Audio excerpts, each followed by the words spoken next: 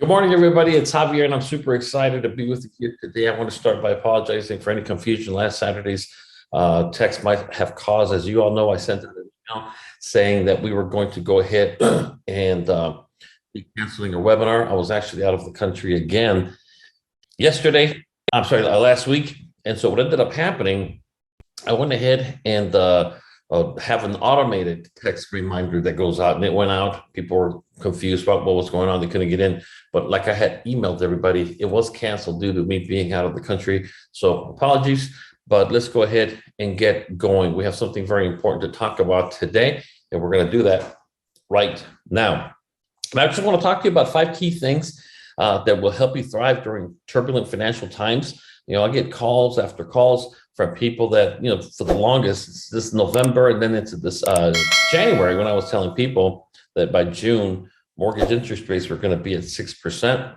And lo and behold, June came, and guess where interest rates are? 6%. I don't debate people. I don't argue people. I'm not a psychic, but I understand how to read financial tea leaves. And now just people keep asking me what's next, what's happening. Well, nothing's changed since what I've told you since last November, that we do have some very challenging financial times coming. At the time that mortgage interest rates were at 3.25, I said, look, they're going to be at 6 by June. They're going to be at 8 by November. And in November is a big month because I'm not going to get into it too much, but it's when the first shoe's going to fall. And you can mark my words again as it relates to that. So I'm not sitting here talking about doom and gloom or anything like that. I just simply want to share this with you so that you can in turn share it with your clients and bring more value to people. I don't go around spooking people. These are universal truths that we're going to talk about here today.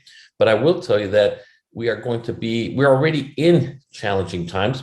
People are already feeling the crunch. And I'll give you more details as it relates to this in just 1 second. As always, we're going to start with first things first. And the really first and only thing I wanted to talk to you about was compliance. This is something that's hitting a few people on our team. And I want to make sure that I personally get the opportunity to, once again, because this is nothing new, by the way, explain this to you, answer any questions you might have. And if you, for whatever reason, missed the live webinar, then hopefully you're watching this on YouTube, the recording, because this is something that I don't literally waste a day or a minute of my day trying to bail people out of this, because it's none of my damn business and I have better things to do. And I just don't do this. Something very simple that we've known forever. And it boils down to this. We've got people receiving emails referring to Section S and Section X of the FFS Sales Contractor Agreement, which basically, in a nutshell, as you know, we are what is referred to as a captive agency, but with exceptions. Most other agencies are captive, meaning you can only use your life insurance license with that one company, and under no circumstances can you use it with other companies. FFS is pretty cool, in my opinion, because there are exceptions to the rule, and it's always been the same. Very, very simple. If FFS offers it, you're supposed to write it within FFS. Very, very simple. And so IULs, guess what? FFS offers it. You are captive 100% to FFS for IULs, for term life insurance or annuities. Pretty simple stuff. We don't do health insurance. If you're going to go do Obamacare, you want to go do Medicare, fine, go for it. We don't do any disability. So if you want to go out there and, let's just say, do AFLAC, bless your heart, we wish you success. And that's what's really cool, I believe, about FFS. And it just simply allows you to do what you need to do, period. However, when you get appointed with another carrier that does something that FFS does or offers, that's where you're going to run into problems. And then you just simply get the email from compliance over at FFS. It doesn't come from me. I don't get involved with this, just so you know. I'm not the owner of FFS. I'm not the president of FFS. So it's amazing how many people come to me. And my answer is, leave me the hell alone. I have nothing to do with it. And so therefore, I don't lift a finger one way or the other, because it has what part, I always ask, what part of this don't you understand? And, most of you have been here over a week. So I think if you've been here over a week, you understand this. It's always been the policy for 16 years that I've been here, and it applies to everybody, everybody. A lot of you here, or some of you, I should say, come from another EFC that got terminated for doing this very same thing. And thankfully, most of the agents that were with him canceled their appointments with the other company and stayed. He stuck it to the end, saying that he wanted to do both, and he got terminated by FFS, lost the entire team, and all that other good stuff. I'm not saying that there are, quote, better opportunities out there or bigger contracts. I'm not saying that. I always think you should do what you think is in your best interest, but my advice to everybody is always the same. Do it the right way. And what I mean by that is simple. If you find something else that you want to go do your IULs under, resign from FFS. That way you can keep your renewals, and then you can just go ahead and go work for the other company without having to worry about anything. And then wishing you the best of luck, you can go tear it up over there and you still get your renewals. We have a lot of people that have done that in the 16 years that I've been here. And that's pretty cool. I think that FFS allows you the opportunity to do that. However, if FFS finds out, and they usually find out because they start searching up licenses. I don't know if they have a system or a company. I don't know. But the point of it is that they find out. It's obviously on the Department of Insurance website. And if they do find out that you are with another carrier, they're just going to simply send you an email, and it's going to look something like this. Very simple. I mean, they literally every day, all day long, compliance. And they're just going to simply tell you, hey, we've noticed blah, blah, blah, blah, blah, blah, blah. Below is the section of your sales contractors agreement that governs that. And then there it is. And then just simply respond within 5 days, letting us know if you wish to remain under FFS or if you wish to resign from FFS. Now, if you don't respond, they automatically terminate your sales contractors agreement. Immediately, your team rolls up to the next person up, and all of your renewals are terminated at that point. Very, very simple. Not a whole lot to it. It's always been now, like I said, FFS is really cool because they allow you to do other stuff that we don't do here, which I think is great. Most other companies don't allow that. If they only do Medicare, you're going to do Medicare with them, you have to hold your license captive to just Medicare because they don't want you to get distracted. Or if they're doing any other type of insurance, they're going to hold you here. If we don't do it, go do it where you have to, which I think is pretty fair and pretty cool. And so anyways, I'm going to open it up to questions right now. And like I said, my personal thought is I don't care. I don't care. I don't lose a night of sleep over anybody going through this for the simple fact that, we're all grown men and women. And I'm telling you, if you do find a better deal somewhere that fits what you're looking for, go for it. Go for it. I'm not telling you not to. I have never done it. I have people, now I don't run people's licenses. Like I said, I don't do any of that stuff. FFS called me again with another person that they found yesterday. And I go, are you sure? I don't think this person, and they're like, yep. And then they send me an email. I was like, okay, well, I guess it's true. I don't know. Nobody, they never asked me, say, how come you didn't tell us, or how come you didn't know? Because that's not my damn job. So they don't ask me that. They know that. And so I've never done it, not out of fear, because like I said, I do believe that given the circumstances that I'm under right now, FFS is the best place for me. This is a team building model that if for whatever reason you don't want to ever build a team, well, then resign from here and then go somewhere else and do whatever fulfills you, whatever, gives you a good shot at success. I want you to win here or there or anywhere, but I don't do it. And you can run, and I have people tell me they run my license. Go run my license too.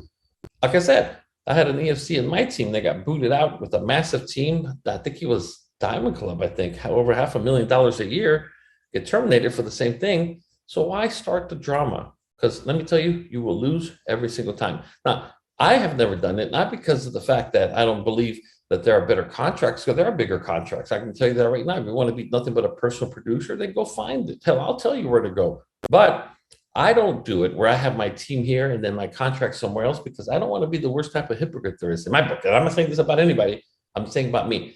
I like to sleep at night, and I think I would be the worst type of hypocrite there is, which is, of course, the selfish hypocrite, where I would say, you know what, you guys stay here and work with these contracts, and I'm going to go submit my personal stuff over there where it's a bigger contract. And I think that's the worst type of hypocrite there is. For me personally, I'm not saying this about you or anybody else. I'm just saying me. I like to sleep well at night. I like to lead people with honesty and integrity. And if I really did think that big of a opportunity out there was waiting to be had, I would bring my whole team or offer to bring my whole team and say, look, if it's good for me, it's probably good for you. Now let's do it together. But I would never leave people behind just for the simple purpose of milking them, knowing that there's, quote, something better out there for me, but yet I'm not going to bring you along for the ride. I don't like that. So run my license. I've never done it. And I'm not saying that about anybody, because I guarantee you somebody's going to come in here and get butt hurt and say, I know you're talking about me. No, if I was talking about you, I would say your name. I would, but I don't care.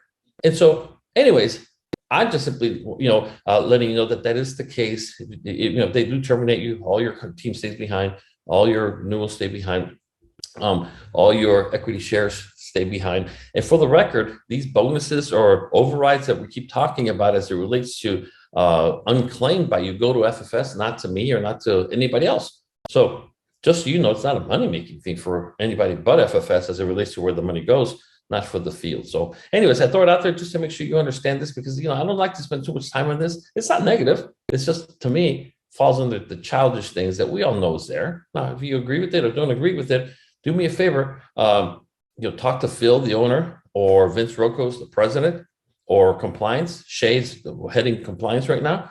I'm out of the loop, guys. I have nothing to do with this. I really have nothing absolutely to do with this, but I will tell you that we will always hold the line to make sure everybody gets treated the same. That's the only thing. When this was going down, I said, look, everybody gets treated the same. Nobody gets preferential treatment. I don't care who you are. We are all forced to choose one way or the other. But to me, that's the only thing that I always stand by. As long as everybody gets treated the same, I don't have an issue. No preferential treatment here for anybody, because guess what? I don't get preferential treatment. I don't have my second team on another IMO, MGA, or what have you. So if I get stuck with this contract, well, then that's what I signed up for. If it really gets that to me, I'll just go ahead and leave, but do it the right way. So my recommendation to you for once is just for once, don't do it. Don't do it unless you know that it's going to lead leaving FFS, and maybe not on your terms. So what I want to do at this point, questions, real quick, questions, thoughts, comments, concerns, anything. This is just between you and I, the lamppost. Any questions from anybody? Anybody? I had a call yesterday with somebody that's going through this. I did. And they were, go ahead, please. Yeah, good afternoon. And just wondering if you have done any type of state contracts. I'm looking to try to do something with, state employees in certain states. Just wonder if you ever did that and what that process looks like. Just because I know we have so many great products, and I know that what the state is offering their employees is not necessarily the best. I see where, for example, one state is doing something with a place, I should say a company called Mission Square and TIAA, for example. Does FFS have any state contracts? How do we go about doing that? The answer to that is that in most cases, it's going to be near impossible, because the unions control the benefits. And so you wouldn't have to go deal with the states. You would have to go deal with the unions. And so whether it be like for us in California, it's CalPERS or CalSTRS for the teachers and so on. Then at that point, if you want to get approved in any of these places, the unions have a lot of say in that. Now, we do a lot of business in places like, let's just say, the city level, where we are not approved with the city, but we've done a ton of business with them indirectly.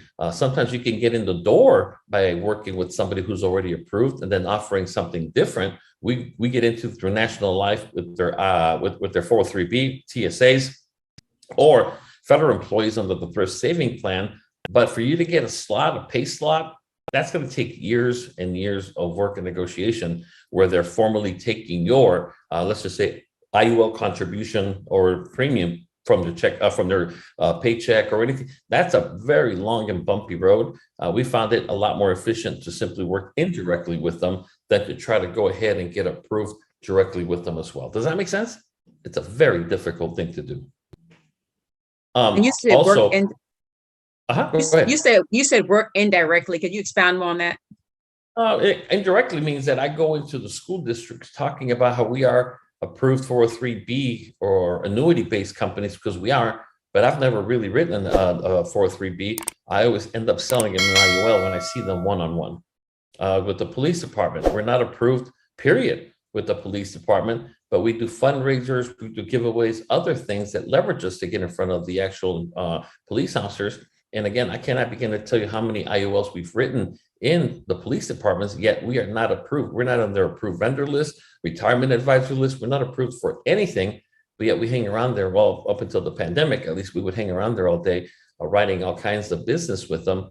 And so that's what I mean. We are doing another campaign right now that's email based. So sometimes you cannot get to your prospects directly with permission, like they say, through the front door. Now we are doing a lot of email campaigns with teachers, police officers we're emailing them directly. And so therefore, click here, how to bulletproof your financial future, and then it takes them to our landing page. And now we're writing them up without ever having to get approved. Because just so you know, if you do end up getting approved, that's only going to be a curse, because you're going to be under a lot of strict regulations, including the top one, which is you can never talk to an employee while they're on the clock.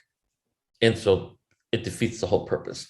If you want to work at a school, you can go ahead and hang out in their lunchroom and go there and bug them to death while they're eating, when they're going to hate you. If you're going to be working officially with a police department, you need to go put up your little desk in the back door of the police station. And as that walk in and out, you're going to have to nag them and try to stop them to talk to them, which they're going to resent you as well, because that's horrible. And so again, don't overthink that just because you're approved, that means you get to be placed in front of them. Yeah, go ahead and pitch your products. It doesn't work that way. So indirectly simply means we sponsor a barbecue. When we do the barbecue, we say, as a favor, can we go and just take 10 minutes of your roll call, which is when all the officers are there. They'll do that. With staff meetings, we want to do pension updates during their staff meetings, which technically we're not supposed to do. You just can't do that. So indirectly, we're giving them benefits in other ways that allows us to get in front of them as well. So that's indirectly. Thank you. Cool. Any questions about this part, about the compliance, about the being captive, any of that at all? If not, I'm going to move on. Please, any questions at all? Any thoughts? Yeah, Javier, this is Alan. Go ahead, sir. So anyone on that compliance issue, anyone that FFS feels there's a potential issue will receive, just to confirm, an email from FFS. That's how someone will know? Yeah, that's exactly how they'll know. And usually, like I said, either they randomly ran somebody. I don't know how exactly they do it. And of course, you never want to forget the old Judas out there that somebody just turns you in. You know what I mean? And so that's usually when you hit somebody up, hey, you want to come do this with me? And then before you know it, that person rats you out or something. I don't know. But yeah, you'll just get an email say, hey, we noticed you're appointed with this and this and this company, which is in violation, which is basically a snapshot. I took a screenshot of one of the emails that went out yesterday. There was a total of 3 or 4 just yesterday. But they all have one thing in common, and I'm not going to get into it, but again, you really can't be taking your IU, and we know this. This is stuff that I don't lose sleep over, because we know you shouldn't be. And I think it's also very unfair that if somebody helps you get into the police station and then you say, you know what, I'm going to take this one and take it to another carrier that's going to pay me even more. Well, then those people that got you in there are never going to see a dime from it. And I think that's kind of cheesy as well, but it's all a personal decision. All right. Any other questions, comments, concerns, anything? I mean, it's just anything at all. Javier, I just want to say that I just think that they need to correct the wording on the sales contract, because the way I brought it up to them, I brought it up to them, and I'll send you the answer of what they told me. It's one of those legal, no, go back one more paragraph, and that paragraph talks about how this paragraph is what. So I'm just like, stop.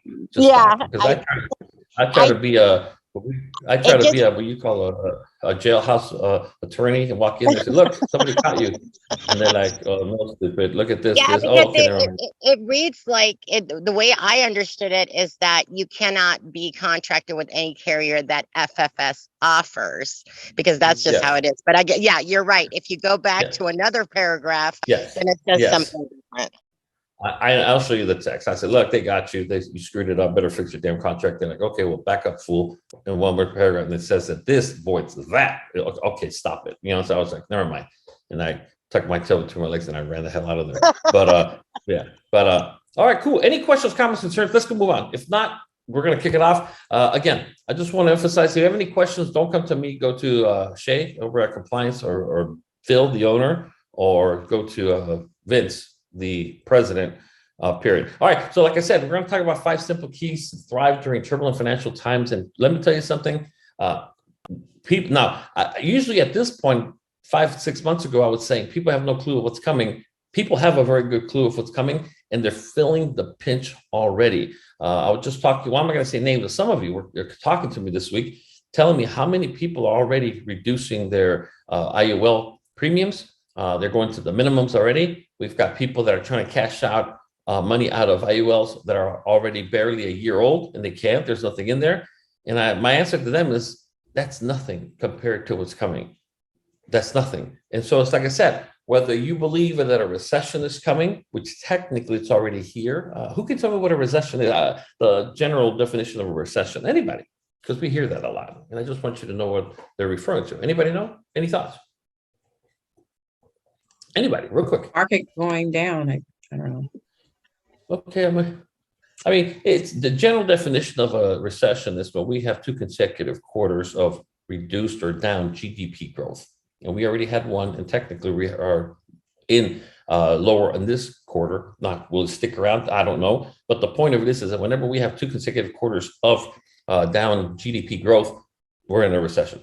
That's the definition. And so, like I said, whether it is or it isn't, I can tell you right now, it's going to affect people like a recession. Period. And that's all that matters. So you don't have to look too far. I mean, we're looking at a lot of the shrinkflation taking place where they're taking a lot of these packages, they're jacking up the prices and they're shrinking down the sizes. I mean, you don't have to look too far to realize that. I mean, and they're pretty blatant about it. I mean, they just simply keep everything looking the same, hoping you don't figure the difference in weight, in size, the graphics and everything else stays the same. And it's amazing, once again, how, just take, for instance, a lot of these consumer products that are like in jars. What they're doing is they're adding a bubble to the bottom of the jar, so it pushes more air in and less product down, and therefore you don't fall for it, or you think, I should say, that they are the same when in reality they're not. I mean, even Costco, it's pretty bad when Costco starts to cheat you out of your paper towels and your toilet paper and all that other good stuff. And like I said, it's just happening everywhere. And I can sit here and talk to you about a million things, from coffee to laundry detergent to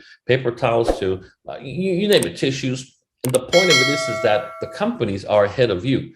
And that's what this whole thing is about. You need to get ahead of this so you can bring it under control and to minimize. And better yet, you can thrive. Now, I like recessions because A, most of the time I see them coming. And number 2, they do come with a lot of opportunity. There's a lot of uncertainty in the air, a lot of fear in the air. People want security. All of a sudden, indexing looks a lot better than the stock market. And they want to make sure that the money that they do save is safe. And there comes in the IULs, the annuities, and so on. The last great recession, our team did very, very well. FFS did very, very well when most other companies and businesses were hurting because of the recession. Now, again, you don't have to wonder whether a recession is coming or not. Look at gas prices. I was talking to my son-in-law the other day, and he just didn't realize how much, because I was asking him how much he spends on gas. He goes, well, still not too much. And I go, well, I'm just curious, what's not too much? And so he did the math. He has a truck. He fills up twice a week, and it turns out to be $1,200 a month. And he's like, I never thought. I thought it was like $500-600. And it turns out, based on his numbers, which obviously he knows, he almost had a heart attack. I mean, $1,200 a month in gasoline to get to and from work is simply unbelievable. And again, you don't have to be spending $1,200, but most people are paying a lot more. I know, as you guys know, I just went solar not too long ago. This month, I was looking at my bill, and my bill so far this month is negative $91, when last year it was $600, positive dollars. And so I actually have a credit of $91 this month because these puppies are pumping out. And so what I'm saying is that that's a big difference when you consider that last October, Southern California Edison raised rates by 9%, and the October before that, rates went up by Edison 11%. People's salaries did not go up 11% in a year or 9% in a year, period. And so what I'm getting at is that you need to get ahead of it. That's one way I'm getting ahead of it. And everything that I'm sharing with you right now, I'm saying it because nothing breaks my heart more than to see friends like you guys, agents and clients, suffer, lose homes, lose marriages and so many things because of money issues that, remember, I told you about, which is what I'm doing today, you need to bring under control. I hate to see that, but to be honest with you, I feel tons of empathy, but no sympathy for them, because we're all grown men and women, and we should be on our toes when it comes to something that plays such a huge, tremendous role with our lives. And so anyways, continuing with this, let's just get into it. Here's key number one. Key number one is you need to increase your income or revenue right now. You need to start working on that, especially as an FFS agent. And so when you talk to your clients, let them know that this is the time for them to increase their income and revenue.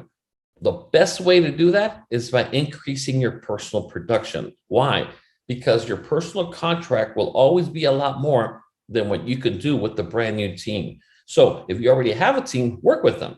But if you're going to say, I'm going to recruit 3 people tomorrow, and I'm going to use that to make more money so I can get myself ready for this coming recession or financial hardship or whatever you want to call it, because you know it's here. I wouldn't do that. I would not bank on new people. Now, I'll keep recruiting, and I'm recruiting, but I want to put my home, my mortgage, my rent on potential people, because, you know, if you recruit 3 people, the chances of those 3 people working out are slim to none, and Slim is on vacation for the summer. That's just the way it is right now. So therefore, you're going to have to understand that you're going to have to bring in a ton of people, or just leverage your contract. Let's just say you're at 64. If you're at 64% contract and you bring in another person at 50%, that's a 14% spread. That's not a lot. You're going to have to work a lot with them. A lot of time that you're not going to be making money on your own for 14%. Oh, it could be okay if you're doing that as you're doing more personal production. But if you're at 64, think about it for just 1 second. Well, for every 1 deal you write, it's like 6 deals that other teammates would write if they are at 50%. Now, what if they're at 64, equal to you? Then you're only getting 6% generational override. Makes no sense. Now, let me tell you something. If you are already in FFS and up until now you haven't gotten around to doing anything or doing a lot, you're probably not going to get around to doing anything or doing a lot in the coming months. And so therefore, my best recommendation to you is to get a part-time gig. Now, part-time gig, we're talking about Lyft. We're talking about maybe, Uber. We're talking about, the million things that are out there as gig. And the reason we call it a gig is because usually as a gig, you're just doing it on your terms. You're not a real employee per se. So you can do as many hours as you need to pay the bills as you continue to work on growing your business. If not, then get a part-time job. And a part-time job has a lot more structure, but it has a lot more restrictions behind it as well. And worst case scenario, just get a full-time job. And so if you already have one, keep it. This is not the time to go full-time with FFS as far as I'm concerned, if you are not already making what you need to make. But it can all change if you start to leverage some of the tools that we have coming that can help you do that. So I'm not being selfish in telling you, go get more business on that FFS because I want to spook you into it. No, I'm telling you that if you haven't done it up at this point, you're probably not going to do it. And I don't think you should go ahead and risk a relationship if your spouse is helping you or supporting you or whatever you want to call it by putting them on the spot to carry you during very difficult financial times. And when I say very difficult financial times, it's not the financial element, but the psychological one that scares people. I was speaking with several people. I mean, one of them was George. I mean, you've got clients out there that are already trying to get money out. They're trying to get loans. They're already behind the 8 ball. And we haven't even left the station. This roller coaster ride is still at the station. We haven't gone through the first loop, the first dip. We haven't even started climbing. I'll give you an example. This past week, as you guys know, we do some of our now site websites, landing pages, stuff that I do as an affiliate. And I've got some people from FFS in there. I think this past week, 5 people canceled that already. And people are canceling stuff left and right already because they feel it already. And to me, I've never called anybody and say, hey, why'd you get rid of this? No, on the contrary, they're doing the right thing. This is no joke. People will come out of this without their home. People will come out of this with a few repos. People are going to come out of this with, debt collectors all over them and many other things that can be prevented if you follow this. Key number 2, reduce or better yet, eliminate your debt or as much of your debt as you possibly can. This is super, super important because unfortunately, one thing that we all like to do as humans, we are notorious for overestimating how much money we make and underestimating how much money we owe. That is something that we are notorious. And so you have to take inventory of your debt. The ones that are going to call you first are the ones that have you on, or they're on your credit report. So whether it be credit card, personal debt, and unfortunately, this is the second quarter that we have the highest personal debt in the last 12 years. Think about that. Right before the Great Recession, here we go again. And we haven't even started. And credit card debt and personal debt is up already. Why? Because people don't want to give up their lifestyle. They got to have that Starbucks in the morning. They got to have that car they just love driving. They just want to continue to go eat out at night. They want to continue, which is fine. I don't care. I don't give a crap. I mean, not my damn problem. But as I always say, please, whatever you ask me when it comes to help, if you ever really, really need help, come to me for anything except money, because I'll give you the answer right now. And the answer is no. There's only one friend that I have, only one friend on this earth that if this friend of mine came to me and said, hey, man, I'm in a jam, my only question to him would be, how much do you need? And if I have it, it's his. He knows it. That's it. And for the record, that friend is not on this webinar. So don't get your hopes up, okay? And so what I'm getting at is that don't put yourself in that position. And so start doing that. Now, people ask me, okay, well, how the hell do I do that? And the answer, to be honest with you, is pretty simple. All you're going to do, well, there's different ways to do it, but I'm just telling you the fast and cheap way to do it. Take inventory of your debt by simply pulling your credit report. Now, there's only one source on the internet that is authorized by federal law. Only one. Not the free credit report, not the this, not the that crap, and all the other stuff that goes on. The only place you need to go to is annualcreditreport.com, which is authorized by federal law, and it's run by the three major credit bureaus, which was part of the big lawsuit that was settled with the federal government, that now everybody gets once a year. That's why it's called annual, a free copy of a very comprehensive one. And it's amazing. It's amazing how many cards we have out there that even if we don't carry a balance, we, in most cases, do have an annual fee and miscellaneous stuff as well. So just simply go to that website. It's on the screen. You can take a picture or just simply, scan the flow code in front of you and go ahead and go there to do that. So that's something that you can do to take full inventory and then start to work on becoming debt free. That's one of the things that I've done in my life. And again, I'm not bragging because I'm not bragging. If you ever want to come to my home, you can come see. We have a very simple place that we hang out because I've leveraged myself in the past. And then the Great Recession came and it did a real number on me. And so now I literally just simply have to worry about my mortgage payment, car payments, and that's pretty much it. All the debt that I carry can be paid off in a month or two if I really want to. I just cycle it because of the points I get because of our travel. We travel quite a bit. But when, as they say, feces hits the ventilation, which it will, we can just turn around and say, okay, screw it, close them. I don't want them. The biggest lie people tell themselves is, no, I got to keep these big credit cards open because in case something goes down, I can start using. Well, what the hell are you going to use to pay off the credit card then if you don't have any money? Whatever you're going to do it now. I mean, it makes no damn, no, you can do whatever you want to, like I said, but I used to think that way. I had credit cards with $25,000 credit card limits, $35,000 credit card limits, and those were the first to go. Because if you find yourself having to rely on credit cards, how the hell are you going to make even the minimum payment? Do you know how fast a credit card balance of $5,000, $10,000 paying the minimum, you know how fast that thing grows? So I would much rather get to and so that's why I always tell people, look, listen, I don't believe in lending money out. Because when you let somebody borrow, even if it's a, quote, legitimate jam that they're in, all you're doing is postponing the problem. You're kicking the can down the street a little bit, and it's going to come up to rear its ugly head. And when it does, guess what? You're the first person to not get paid. And because you're, quote, a friend, you understand, right?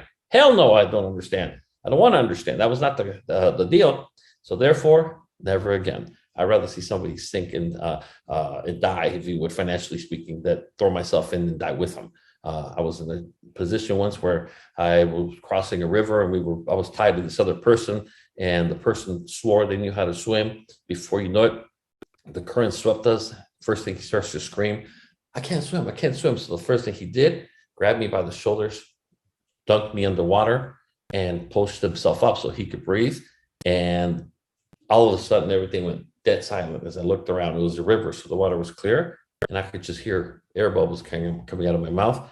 And I realized this, I don't want to say mother effer, is willing to drown me so he can live. And sure enough, thankfully I had a knife on me. But anyways, it's a long story longer, but the point being that been there, and I will never get caught in that position again. So do this, annualcreditreport.com. Also, there's a great report, and this is part of what's called PLR. And I'm not going to get into what it means, but you should get as much PLR information as you can. And when it's a report, like the one that I'm sharing with you right now, call it a report, give it to people, and always throw in there compliments of you and your phone number. It's amazing how much people will appreciate the fact that you're just so much as trying to help them out. And there's a lot of ways to do that. I'm just curious. I want to see if I'm the only one that's kind of dumb or what, but how much do you pay for cable? Anybody? Nothing. I don't. Good answer. Too much. I'm paying $245 a month. I think it's too much. And that's just because my wife insists of watching the damn Real Housewives of Dubai. And I'm trying to find a bootleg DVD that I can borrow from somebody with these stupid episodes and give it to her and save myself $250 a month. But does anybody pay a stupid price like that, or is it just me? Zero, Javier. You got to go to streaming and get unlock that Amazon Fire Stick. That's what I did. I got everything a year ago. And that's the Fire Stick and unlock, correct? Yeah, you can. It's called Jailbreak Your Fire Stick. Got it. All right, I'm gonna look into it. Okay. Just gotta have internet. I've gone last week. I can watch all the movies, everything. Damn, man. Okay, you gotta hook me up with that. Okay, I'll look it up because, like I said, I told my wife I don't care about the Real Housewives of Ontario or Miami or whatever the hell she likes to argue. I don't, because they do it in such a way that the channels you want are at the top tier. You know what I mean? And that's why I'm like, no, this is. And just so you guys know, you're gonna get my report when it's done. You can get Peacock for like $7 a month and has all the housewives on it. But you still gotta have internet. Because like I'm telling you, everything that I'm sharing with you right here are things that I'm doing or I've done because, like I said, the game. I don't want to get ahead of myself. So this is a free ways to lower your expenses and talked about a lot. Like number one, I disconnect the cable service. Well, hell, I was thinking about that's going to save me $250 a month. You know what I can do with that? Prepay this, prepay my car, prepay the house, whatever, to be able to do just that. And so anyways, which I'll get to in just 1 second. If you want a copy of this report right here, which is really cool, you can hand off to people, whatever, go ahead and scan this bad boy right here. It talks about the 15 ways to lower your expenses. It's a report, it's 2 pages. It's just food for thought that made me think about my $245. And you know what? One of the things that's the worst thing you can ever do is put everything on auto pay, because I literally have everything on auto pay and I don't even know what the hell my money goes. It's just simply, somebody's almost smart here. This is my TV is never running. I watch TV, but nobody likes to watch it with me because when I watch TV, I have to pause it. And I don't like TV. So if it's on, I just pause it. And then after an hour, it maxes out and it boots me out. Then I mute it. You know, or my best way to watch TV is pause and mute, which Marcelo thinks I'm crazy, but I think it's a waste of time.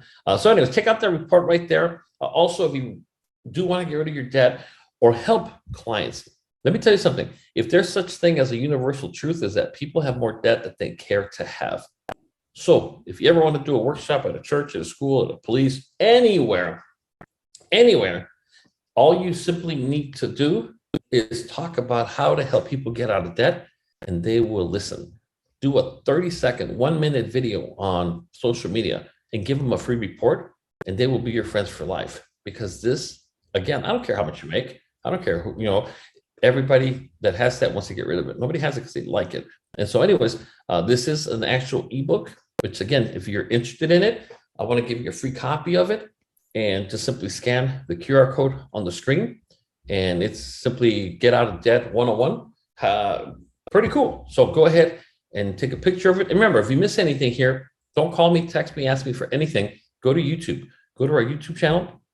I get people all the time that simply say, "Oh, I was driving and I couldn't, blah blah." That's fine. Well, just go to YouTube. Don't call me. Don't call me. I'm not going to sit here and look for something for you that you can do for yourself. Key number 3 is to establish, and the reason it says establish is because many people don't have reserves. You need to establish or grow your reserves. And I'm not talking about retirement. I'm not talking about your life insurance. I'm not talking about anything. I'm talking about just reserves. I mean, this is very important, because if you don't, or if you have a one jar for everything, then that's foolish. Or most people don't have anything. They have literally nothing.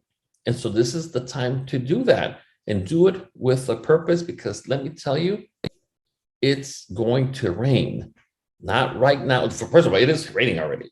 Look at the gas prices. Look at the food. I mean, I went with Marcella the other day to, I forget what supermarket we were. We were walking by the meat section, and I saw the packaging of bacon, which I call it a pound.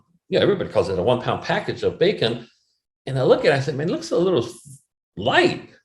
And I looked at it, and as you know, 16 ounces in a pound, it still was $8, but it was for 8.6 ounces, which is simply unbelievable.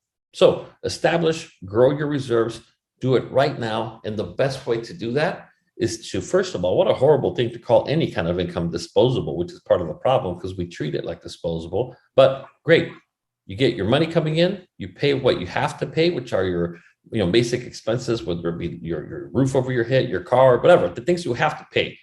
But then what's left over, referred to as disposable income, subtract the savings plus whatever you want to invest from that, and then you'll have your true spending money. Usually we take the spending money and put it right where disposable income is right now, and that's why we have nothing to show for the number of years that we've been on this earth. Nobody ever wakes up and says, man, I'm 30 years old, I'm 40 years old, and I only have this much. God forbid you're 50 or a senior citizen that's 55 or greater, and this is what I have. I mean, this is it. And we're coming out of pretty booming times. If you think that's bad coming out of booming times, imagine yourself going into some really tough times. Good luck. And key number 4, take inventory or collect what's owed to you. There's money that's owed to you everywhere. I did this past Friday, and I came up with $2,900, which was simply pretty cool because I'm about to go to Cabo. And so I'll say, I'll take it with me. And so again, better me spending it than somebody else. And so the point of it is that we're talking about friends, we're talking about family, and of course, we're talking about the government. I did this class last year, and I walked everybody through, not with you guys, but with another group, and I walked them through where I found some money. I walked them through it when the check came in the mail, because believe it or not, the state's stupid and they sent nothing but this hard checks 6 weeks later, 8 weeks later. And I watched them, I showed them as I deposited it, and it was money that was there for me. And for my wife, I found money for her as well. My favorite place. Now, every state has something similar to this. I'm just working with California right now, but every state does the same thing. Here, you can go to the California State Controller's website, and the first thing you see is search for unclaimed property. You just simply go in there, input the very basic information that you see right there. And once you do that, you just simply go ahead, and somebody just sent me a missingmoney.com website. I haven't been to it, but I'm sure it does similar to what I'm showing you right now. And just type in your information. Now, here's what I will tell you.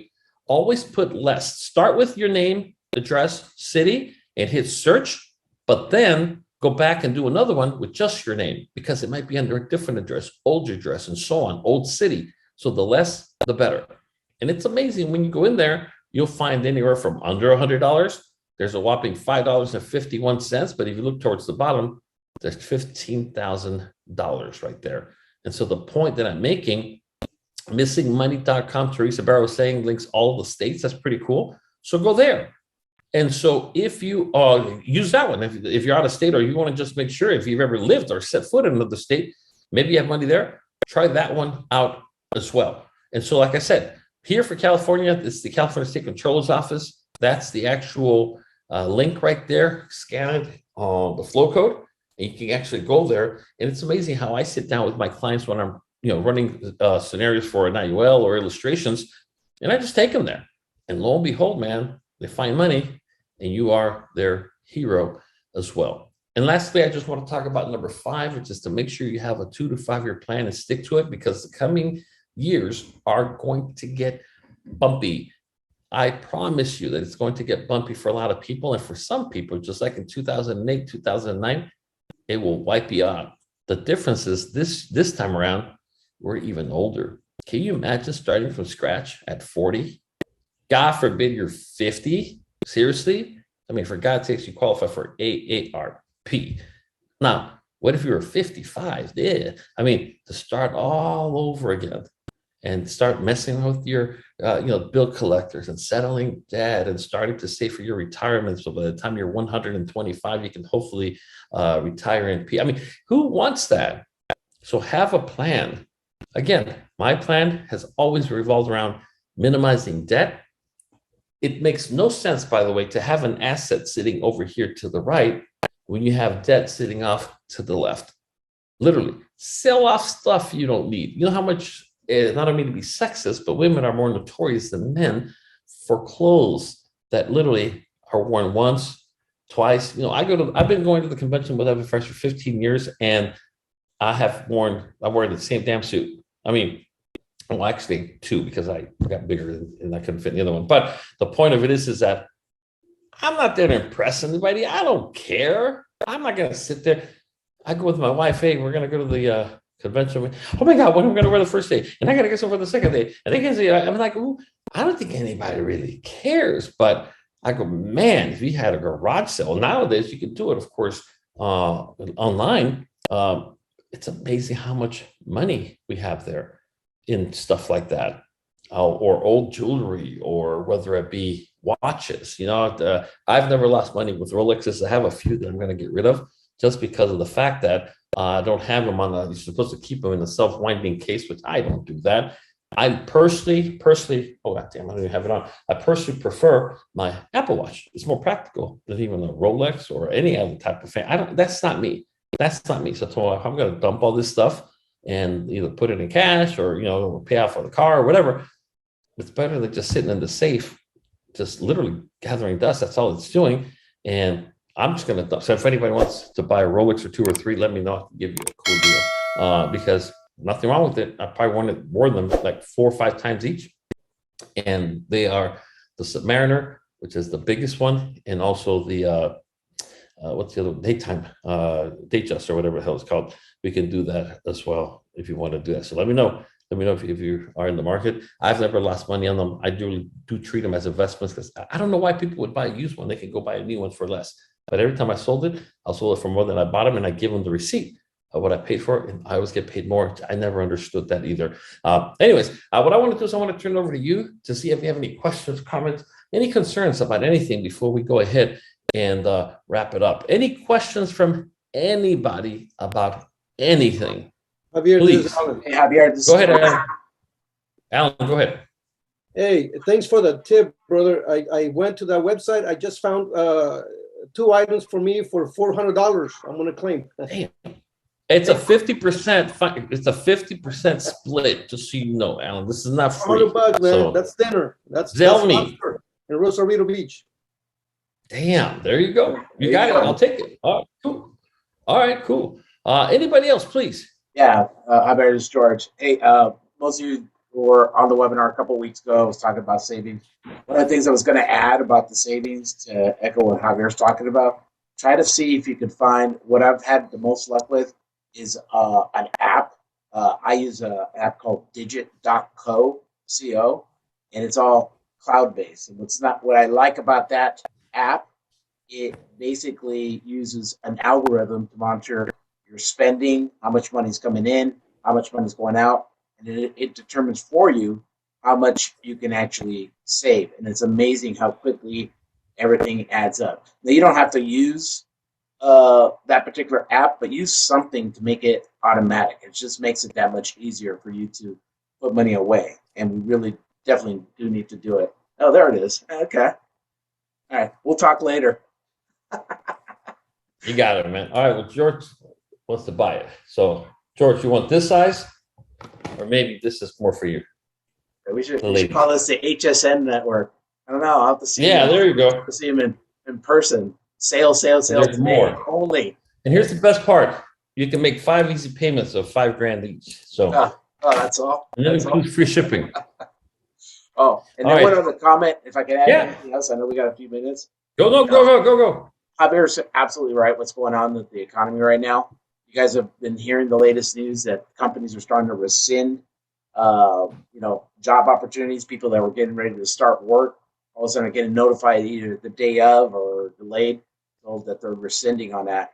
And the reason that's happening is obviously with everything that's going on with our economy now. Companies before were trying to hire like crazy. You always heard about short staff. And the whole reason that they were trying to hire is because they can make it up in the stock market, because for every hiring, they were going to be able to multiply that, up to tenfold in the form of stock revenue. Those days are gone now. I mean, they're back. Now companies have to be more profitable. And obviously the first thing that's going to go is people. As some of you guys know, I was in the corporate world for almost 20 years. And one of the things that never sat well with me is that the desk and the chair I was sitting at almost every day in that office was worth more to the company than I was. And you're going to see that trend more and more. So from a sense of the the employment market, it's probably going to be a great time to recruit, but just be prepared that you're going to have to kiss a lot of frogs before you get that one diamond. For me personally, it took me almost 10 years just to get 3 truly producing people on there that stabilized my business. But I still believe that recruiting is going to be the way to go, and there's going to be opportunity. You just never know. You just got to be prepared to take the long route to do that. I'll go ahead and put in the chat right now the name of that app, Javier. So everybody, if you guys, it's please real go ahead. Digit.co. You can download it. It's cloud-based, and it does everything automatically for you. And it's amazing how much money you'll have there without skipping a beat. You're never going to be hurting for it. And if you ever need it, it's there. So just check it out or do something. Anyways, that's all I had. Thank you. I really appreciate that. And again, any words of wisdom, we really appreciate it. Just like George was saying, I mean, again, I'm not sitting here trying to panic you, but I'm telling you, you got to take this seriously. I'm taking it seriously. Like I said, my goal is to, just get ourselves to the point where if I'm not home, I'll give you an example. We just went, where the hell were we? We were in Ecuador. We were down at the Amazon, and then I came back, and then I went to Mexico to help get my mom back home, whatever. But the point that I'm making is that, so now when I leave here, I make money because my panels are here, and I'm not here sucking down the electricity, and the electricity that goes back to the grid. That's why I have a negative $91 bill with Edison, which made me $100 I no longer have to pay out of pocket, plus all the other savings. That's just one example. And so I want to do it in such a way that right now we're going to finish paying off the house. People will tell you it's better to leverage a home, the tax deduction. Look, let me tell you something. I've been with money, I've been without money. And even when I've been without money, I wish I had no debt. So once this home is paid off, we have another home in Mexico that we're very fortunate to not have to pay anything on over there anyways. And plus we're getting another one where my wife is from. And then while the whole world burns, go to Cabo, go do something, or just circle the wagons around your family and make sure they're taken care of. And I do that with my own kids, just so you know, by giving them advice. I already told them my intention is not to leave them anything as it relates to them banking on me, leaving them something when I go. My number one concern is my wife, and after my wife, then my kids or grandkids, as long as they're doing the right thing. But I'll give you an example. My daughter, she's a nurse. She came out a nurse. She got a really good job, but before you know it, she bought a house, and then she found herself in some debt. And so what I told her is, here's what you need to do. What you need to do, I will help you, and I'll help you with advice, not with money, because I'm not going to do that. And so the way I'm going to do it, and so sure enough, long story longer, she ended up taking, I told her, you need a consolidation debt loan. She got the consolidation loan. Once we got the consolidation loan, she worked some extra shifts as an RN, and in 3 months, she paid off a 3-year loan in almost 4 months by just simply throwing money at it. And now she's debt free. She's in her home. She's maxing out her savings now. That's what I'm saying about helping people and advice. All right, last call for questions, comments, or concerns. If not, I hope it was worth your time today. Do me a favor, if you are watching this video on YouTube, make sure you like the video and subscribe to the channel. FFS on YouTube.com will get you to our channel. That way you get notified automatically of all new videos that are uploaded as well. All right, thank you so much, everybody. Have a great weekend, and thank you for all that you do. Thank you.